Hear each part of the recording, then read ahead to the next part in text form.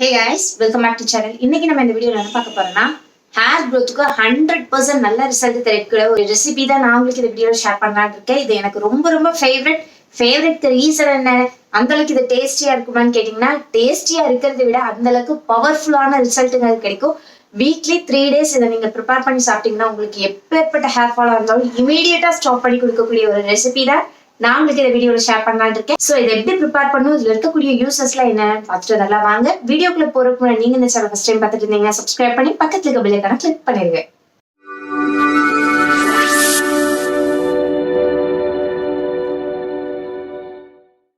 இப்போ நம்ம மெயினா எடுத்துருக்கக்கூடிய இன்கிரீடியன்ட் என்னன்னு பாத்தீங்கன்னா இந்த கருவேப்பிலை தான். இந்த கருவேப்பிலை வச்சுதான் நம்ம இப்போ கருவேப்பிலை சட்னி பண்ண போறோம். இந்த கருவேப்பிலைல வந்து பாத்தீங்கன்னா நிறைய விட்டமின்ஸ் ஆட் ஆயிருக்கு. இது வந்து நம்ம ஹேர்ல இருக்கக்கூடிய எல்லா விதமான ப்ராப்ளத்தையும் கியூர் பண்ணி கொடுக்கும்.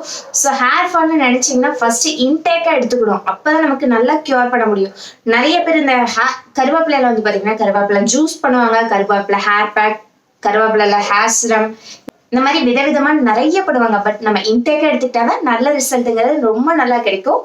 அதே மாதிரி இதுல கருவேப்பிலை ஜூஸ்ல வந்து பாத்தீங்கன்னா ஒரு சிலர் குடிக்கிறதுக்கு யோசிப்பாங்க, ஐயோ இந்த ஜூஸ் நம்ம எப்படி குடிக்கிறது, ஒமட்டுற மாதிரி எல்லாம் இருக்குமே அப்படின்னு சொல்லிட்டு வாமிட்டிங் வரும் அப்படிலாம் நிறைய பேர் யோசிப்பாங்க. ஸ்டார்டிங் எனக்கும் அந்த மாதிரி தான் இருந்துச்சு.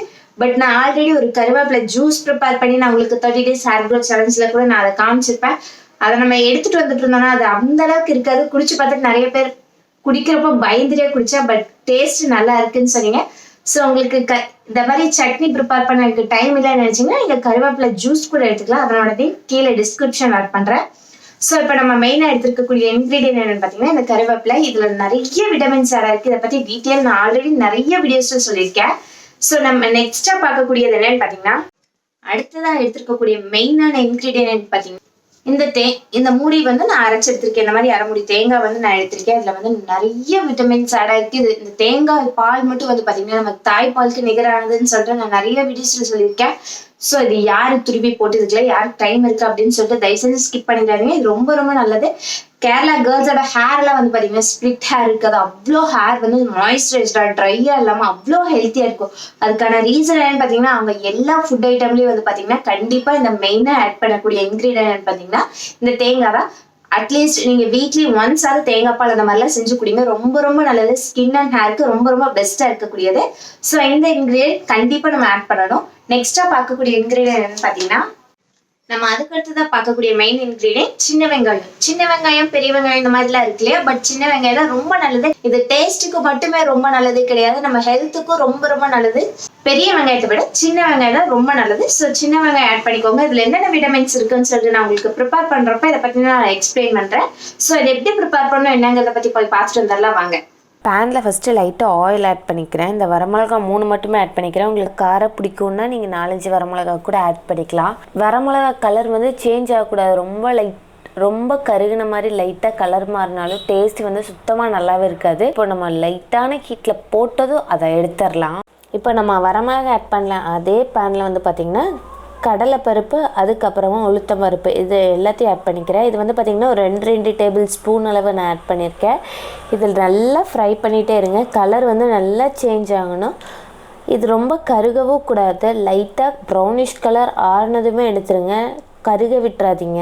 இந்த 2 இன்க்ரீடியண்ட்டுமே நல்லா டேஸ்ட்டு கொடுக்கும். இந்த இன்க்ரீடியண்ட்டை ஸ்கிப் பண்ணிட்டீங்கன்னா அவ்வளோக்கு சாப்பிடவே முடியாது. இந்த மாதிரி கலர் நல்லா சேஞ்ச் ஆனதுக்கப்புறம் இதை நம்ம ஒரு பவுலில் மாற்றிக்கலாம். அதுக்கு அடுத்ததாக கொஞ்சம் சின்ன வெங்காயம் எடுத்திருக்கேன். நீங்கள் வந்து ஒரு கைப்பிடி அளவு சின்ன வெங்காயம் ஆட் பண்ணிக்கோங்க. இந்த வெங்காயம் கொஞ்சம் பெருசாக இருக்கிறதுனால உங்களுக்கு கம்மியாக ஆட் பண்ண மாதிரி தெரியும். இது நம்ம எடுத்துக்கிட்டோன்னா என்ன மாதிரியான ரிசல்ட் கிடைக்கும்னு பார்த்திங்கன்னா, இது வந்து ரத்த சோகை இருக்கிறவங்க வந்து எடுத்துகிட்டு வரல, இதை சாப்பிட்டோம்னா ரத்த சோகை பிரச்சனையில் சீக்கிரமாகவே கியூர் பண்ணி கொடுக்கும். அது மட்டும் இல்லாமல் இதை சாப்பிட்டு வந்துட்டு இருந்தோம்னா தலைவலி, முழங்கால் வலி, ஒரு சிலருக்கு கண்ணெல்லாம் மங்கின மாதிரி தெரியும் இல்லையா, அந்த மாதிரி ப்ராப்ளத்தை எல்லாமே கியூர் பண்ணி கொடுக்கும். இந்த வெங்காயம் நல்லா ஃப்ரை ஆனதுக்கப்புறமா நம்ம கருவேப்பிலை எடுத்துக்கலாம். கருவேப்பிலை வந்து பார்த்திங்கன்னா நான் ஒரு பவுலில் வந்து கொஞ்சமாக எடுத்திருக்கேன். இந்த பவுல் நிறையாவே எடுத்திருக்கேன். இந்த கருவேப்பிலையில் என்னென்ன விட்டமின்ஸ் இருக்குதுன்னு பார்த்திங்கன்னா கால்சியம் இருக்குது, அயன், பாஸ்பரஸ், விட்டமின் சி, இந்த மாதிரி சத்துக்கள் எல்லாமே நிறையவே இருக்குது. இதை மார்னிங் வந்து பிரேக்ஃபாஸ்ட்டாக நம்ம எடுத்துக்கிட்டோன்னா ரொம்ப நல்ல ரிசல்ட்டுங்கிறது தெரியும். நம்ம இப்போ துருவி வச்சுருக்க இந்த தேங்காய் இருக்கு இல்லையா, இதையும் இது கூட நம்ம ஆட் பண்ணிக்கலாம். கலர் வந்து ரொம்ப சேஞ்ச் ஆகக்கூடாது. அது லைட்டாக நம்ம ஃப்ரை பண்ணி எடுத்தாவே போதும். ப்ரௌனிஷ் கலர் வரணும், ஒரு மாதிரி லைட் கலர் சேஞ்ச் ஆகணும்ல இல்லை, சும்மா ஃப்ரை பண்ணி எடுத்தாவே போதும். ஸோ இந்த மாதிரி எடுத்ததுக்கப்புறம் இதை வந்து நான் ஒரு பவுலில் மாற்றிக்கிறேன். இது சூடெல்லாம் நல்லா ஆறட்டும். சூடாறினதுக்கப்புறமா நம்ம இதில் என்னென்ன ஆட் பண்ணணும்னு பார்த்தீங்கன்னா, சூடு நல்லா ஆறிடுச்சு. ஸோ இப்போ வந்து நம்ம இதை மிக்ஸி ஜாரில் மாற்றிக்கலாம். மிக்ஸி ஜாரில் ஆட் பண்ணுறப்போ நான் ஒன்று ஸ்கிப் பண்ணிவிட்டேன். என்னென்னு பார்த்தீங்கன்னா, நான் 1 டம்ளர் அளவு தண்ணி ஊற்றியிருக்கேன் இதில். அது வந்து உங்களுக்கு என்னால் கரெக்டாக கேப்சர் ஆகலை. நான் கேமரா ஆனில் இருக்குன்னு நினச்சிட்டு அப்படியே நான் தண்ணியில் ஊற்றி இது பண்ணிவிட்டு அரைச்சி எடுத்துகிட்டு வந்துட்டேன். ஸோ அரைச்சி எடுக்கிறப்ப கொஞ்சமாக தண்ணி 1 டம்ளர் அளவு தண்ணி ஆட் பண்ணிவிட்டு அதுக்கப்புறமா அரைச்சி எடுத்துக்கோங்க.